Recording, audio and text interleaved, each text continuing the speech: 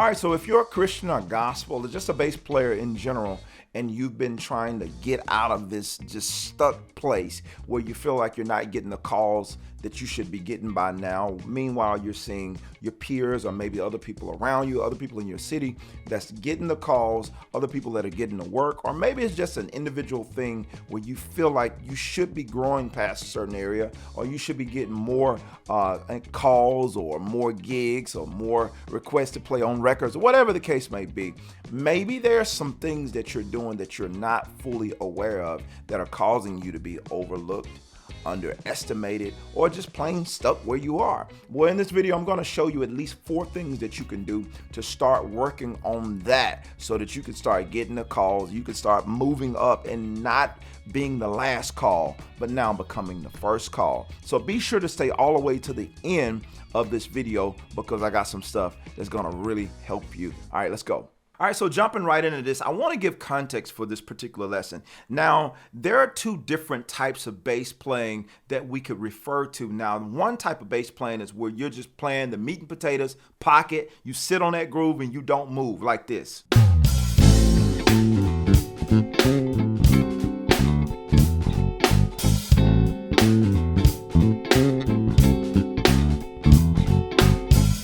And now there's another type of bass playing where it's kind of popular in church nowadays, whether you're in the gospel or the Christian community. Depending on the song you're playing, you need to move around a little bit more, kind of like this.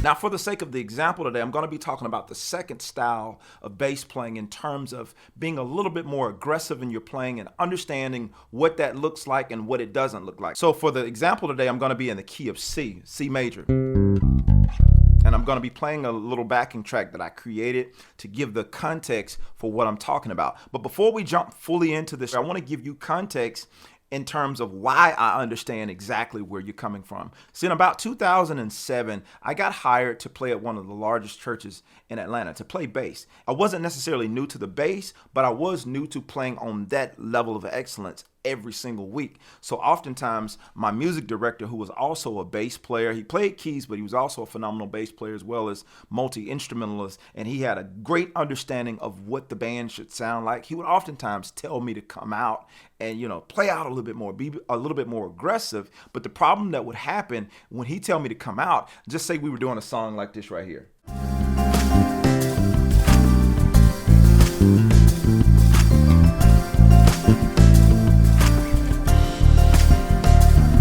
Right? This is the groove.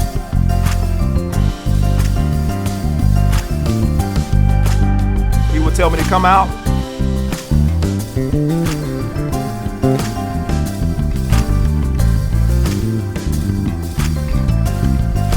And he would step up, he would jump up and put his hand in his pocket.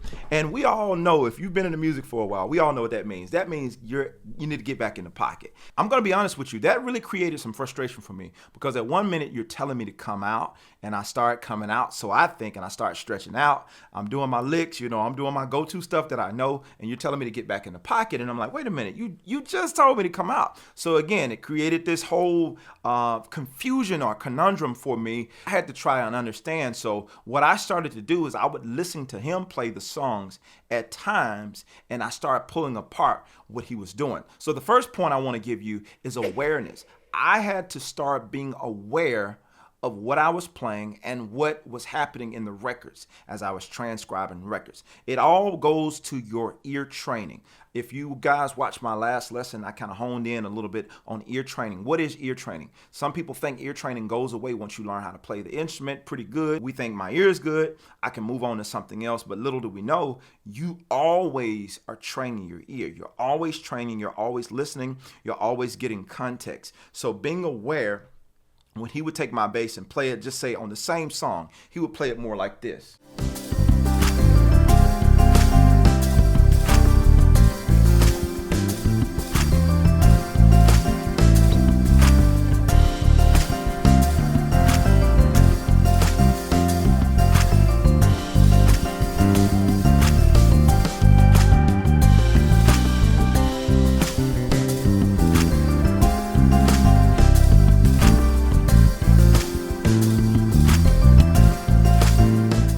you can hear right off the difference in what he was playing versus what I was playing. He was playing more movement in the actual song as opposed to playing a bunch of riffs. So that awareness for me, when I heard it, it started to give me more context.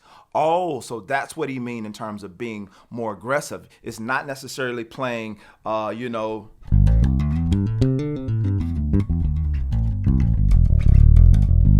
it's like I'm playing through the chords, I'm playing some really cool riffs, but I'm taking away from the groove of the song. So the idea in terms of being more aggressive or being aware of what he was playing, I'm understanding what he's not playing versus what he is choosing to play. All right, so before we move to the next point, be sure to do me a favor. If you're enjoying this content so far, be sure to give this video a like and also hype this video. That helps this video to be found by more people just like you, because it tells YouTube that you want to see more content just like this. And so I appreciate you for doing that. But I wanted to make mention of this video that I reposted, because I did this video a while back and I wanted to repost it again because the information was so relevant and helpful for so many other bass players just like yourself. And as a matter of fact, it inspired my latest book, From Last Pick to First Pick. So like I said earlier, if you're a person who's felt overlooked, if you felt undervalued or think people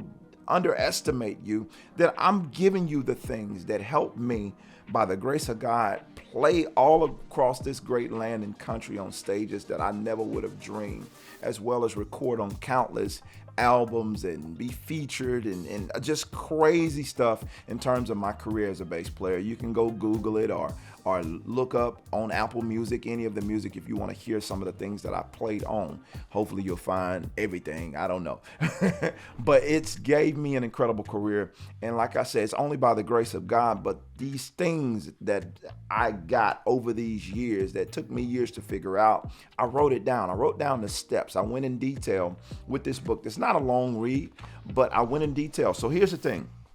I will put the link below of how you can go get this book. If you want a signed hard copy, I will sign this for you. I'll put that link before you can get that off my website. But if you just want a plain hard copy, especially if you're out of the country and you just want to get it, you can grab it on Amazon right now. Not only that, we went ahead and made the audiobook version. So I understand many of you guys, you're not in a place where you could just sit down and read the book, like that, but you want to listen to it. Maybe you want to listen to it on your commute to work. Maybe some of you guys are truck drivers, Amazon drivers, or whatever. You do that kind of thing, and so you could listen to it while you're driving. So we made the audiobook available for you. So it's professionally done and everything, so you're going to enjoy that. You're going to love it. You're still going to get the same information. So whatever you decide, just go get this book, especially if you're already enjoying what I'm sharing with you here. Again, the name of this book, From Last Pick to First Pick: How to Become a First Pick Bass Player. I can tell you from experience, it worked for me, and I know it's worked for others, and I know it's going to work for you. All right, for the second point I want to make, transcribe moves. What I began to do as I was being pulled more and more to really come out in these records, I really didn't know what to do. I had a bunch of licks, had a bunch of chops, but the chops and the licks weren't working because, again, my music director kept telling me, get back in the pocket, and these things weren't working. So what I started doing is I started going back to these records, and I started listening to what the actual bass player in the record was doing. So instead of just playing, straight,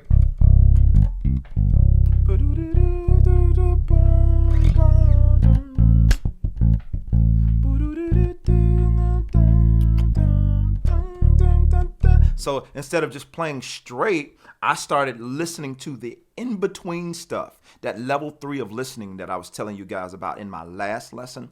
I started listening to all that little in-between stuff of how the bass player was moving through the groove, and it gave me a better understanding. It gave me a better context. I'll demonstrate what I'm talking about for you. I'll play it regular the first time, and then the second time, I'll add the little in-between stuff that makes the difference in the song so you could hear it in context.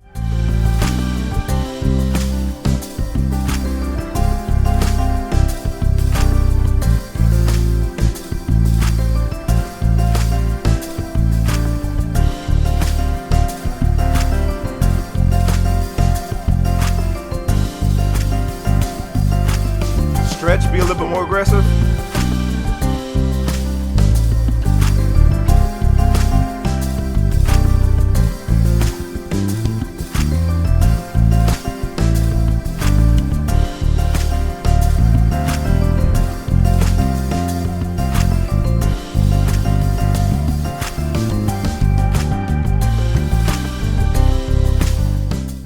And I know what some of you guys might be saying. Well, I like the first version a little bit more because the first version was more right on the money, straight to the point, and it wasn't as busy. Well, here's the problem that happens with the first version, because the first version that I played wasn't bad necessarily, but here's what happens in a live setting.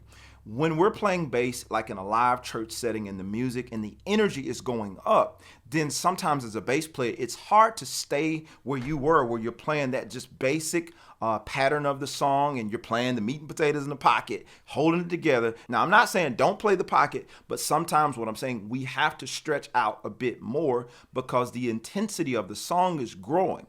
And if the intensity of the song is growing, that means mostly everybody else in the band is growing with the intensity of the song, like your vocalist, like your keys, like your drums. Everything around you is growing, then you cannot stay here if everybody is going here. So that's the problem that we have. So that's why the other guy is getting called. So when the song start growing in intensity, that other guy or the other girl knows what to do in the song. And so they begin adding other things in the song that help the song to grow. So in essence, what I learned to start doing is to start transcribing the moves in detail, what these people were doing on the record. That way I have what they played there. And not only that, that leads me to my point 3. I started coming up with my own stuff. So create your own exercises. I was talking to somebody, another bass player, not too long ago, and I was telling him, man, you have way more in your arsenal than you think. And what you need to do is you need to start taking the things that you play, your natural go-tos, and create multiple exercises out of those things that you're already doing. Let's say, for instance, if this was one of my go-to licks, right? If that's one of my go-to licks, and that's simply a C major pentatonic lick, right? So now if I made an exercise out of that, right? I can take that. Normally what I would like to do with a metronome, and I won't use my metronome right now, but ideally what I'd like to do, just say this song is at 90 beats per minute. 1, 2, 3, 4. 2, 3, 4. Right? I would take that particular exercise and I would start bumping it up. About 10 clicks every time that I play it, and get comfortable with playing that clean, precise, making sure I can hear all of my notes clean in there. So just say if I bumped it up to 100, right? That same little line, but I'll try to start working it into the context of the groove. So what I would do is like,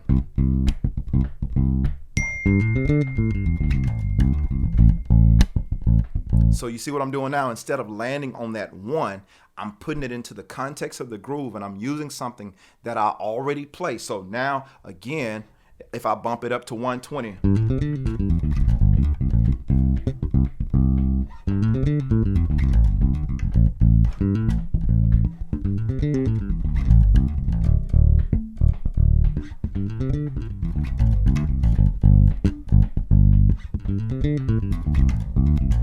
right? And so all I'm doing is taking that same particular line and seeing if it will work over each one of those chord progressions that I'm going to. So if I'm going to the 1, to the 6, 2, 5, back to 1, right? So I'm trying that.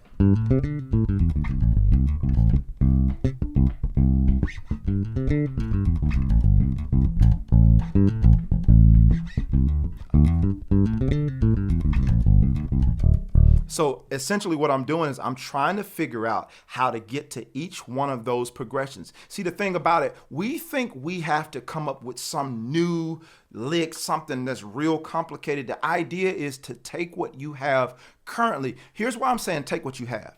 You don't want to not learn anything new, but the stuff that you already know, like your go-to licks, you're going to be more naturally going to those more often than something new. Chances are when you come up with something new, you're going to hesitate to play it because it's still new to you. But when it's something that's already been in your arsenal, you're going to go to that anyway. So why not perfect the thing that you've already been doing? Find multiple ways of doing it. So instead of now doing, what's another way that we can play that? All I did here, instead of going, I started, or. So we can pick any notes, especially being that this is a major pentatonic, whatever your little go-to thing is, I'm just using a major pentatonic for the sake of this lesson, but whatever your go-to thing is, you can pick a note, start from that note, and finish the line out. Play it a different way. Play it frontwards. Play it frontwards. Play it forwards, and play it backwards, right? And you want to find different ways of incorporating this thing into the groove. So now you start to build your arsenal. In addition to the things that you've already been learning in terms of pulling that song apart, transcribing the song, now you have some of your own licks and seeing what this other player played. You might want to use a little bit of his lick and use a little bit of your lick based on what you've been practicing. But what you're doing with creating your own exercise, you're helping to clean up your chops. And these are things that you can do real time that will begin to improve your playing. Now, the last point I want to make before I leave this lesson is trial and error. Try executing through trial and error. Now, you want to try these different licks.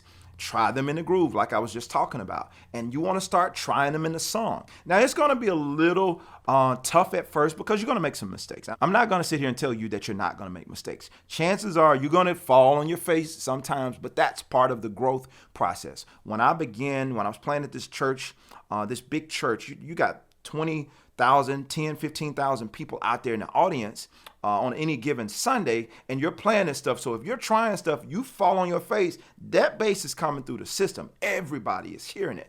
So it's really embarrassing. Don't mess around and listen to the broadcast, the playback, and you heard where you messed up. And so I messed up in front of thousands of people over and over again. And I got to the point where I was getting good at what I was doing. And I got good at covering my mistakes. So the last thing, in addition to what I'm saying, trial and error, learn how to practice for your mistakes. In other words, figure out how to get out of those mistakes when you make them. So though you're making a mistake, even in your practice time, when you're going through these exercises, what if I accidentally land on this note? How do I get out of it? So for instance, if I was going...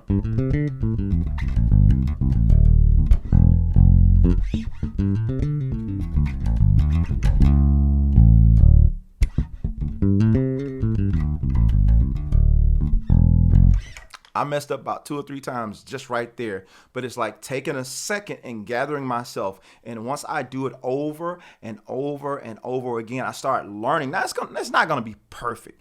I don't want to paint this picture like if you mess up, you get so good to it's always perfect even when you mess up. No, you learn how to recover well. I talked about this years ago in a video called The Art of Recovery, but I talked about just making mistakes and learning how to get out of it. And when you can learn how to do those things, I can guarantee you that you're going to go from being one of the last picks to one of the first pick bass players or one of the first called bass players. You're one of the people that's on the top of the radar when people start thinking about calling a bass player because they know you have the skills, you know exactly what to do, and you're going to execute it well within the song.